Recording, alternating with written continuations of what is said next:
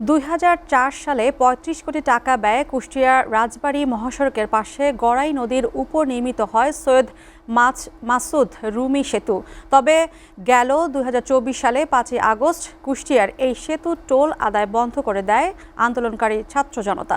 দীর্ঘদিন বন্ধ থাকার পর নতুন দরপত্রের মাধ্যমে টোল আদায় শুরু করায় বৃষ্টি ঘিরে আন্দোলন করছে কুমারখালীর নাগরিক সমাজ। এ বিষয়ে বিস্তারিত জানাতে জেলার কুমারখালী বাসস্ট্যান্ড থেকে সরাসরি যুক্ত হচ্ছেন সহকর্মী সোহাগ মাহমুদ খান। সোহাগ, আন্দোলনকারীরা কি দাবি করছেন আর ঠিকাদারি প্রতিষ্ঠান কি বলছেন জানাবেন আমাদেরকে।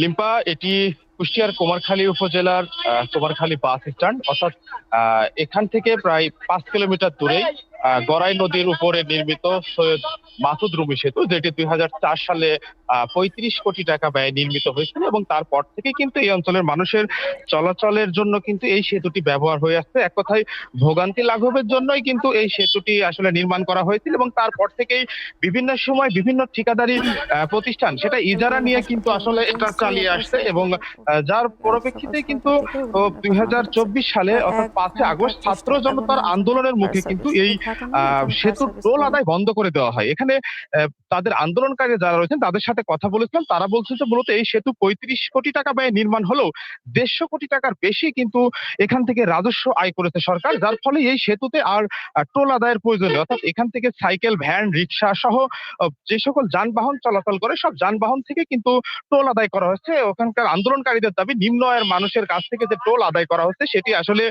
আসলে এটি জনগণের জন্য এক কথায় তাদের উপরে অত্যাচার করা হচ্ছে এমন দাবি কিন্তু তারা করছেন। এছাড়াও তারা বলছেন যে সম্পূর্ণরূপে এই টোল আদায় যেন আর না হয় সেটি যেন সরকার প্রজ্ঞাপনের মাধ্যমে বন্ধ করে। অপরদিকে আমি কথা বলেছিলাম এখানকার ঠিকাদারি প্রতিষ্ঠানের সঙ্গে, যিনি ইজারা নিয়েছেন। তিনি বলছেন যে মূলত বিপ্লব সাহেব, তিনি বলছেন যে মূলত সরকারিভাবে তিনি ইজারা নিয়েছেন এবং যার প্রেক্ষিতেই তিনি এখান থেকে কিন্তু টাকা উত্তোলন করছেন, অর্থাৎ টোল উত্তোলন করছেন এবং মানুষের সুবিধার্থে তিনি রিক্সা, ভ্যান এবং ৩ চাকার যে গাড়িগুলো রয়েছেন সেগুলো থেকে কিন্তু তিনি টোল আদায় সাময়িকভাবে করছেন এমন কথাও কিন্তু জানিয়েছেন। তবে এই অঞ্চলের মানুষের দাবি যে মাসুদ রুমি সেতুর যে পরিমাণ টাকা ব্যয় নির্মাণ হয়েছে তার থেকে কয়েক গুণ বেশি টাকা কিন্তু ইতিমধ্যেই উত্তোলন হয়েছে, যার ফলে পুরোপুরি ভাবে প্রজ্ঞাপনের মাধ্যমে যেন সৈয়দ মাসুদ রুমি সেতুর টোল আদায় বন্ধ হয়, এমনটি দাবি এই অঞ্চলের মানুষের। লিম্পা। সোহাগ, আপনাকে ধন্যবাদ।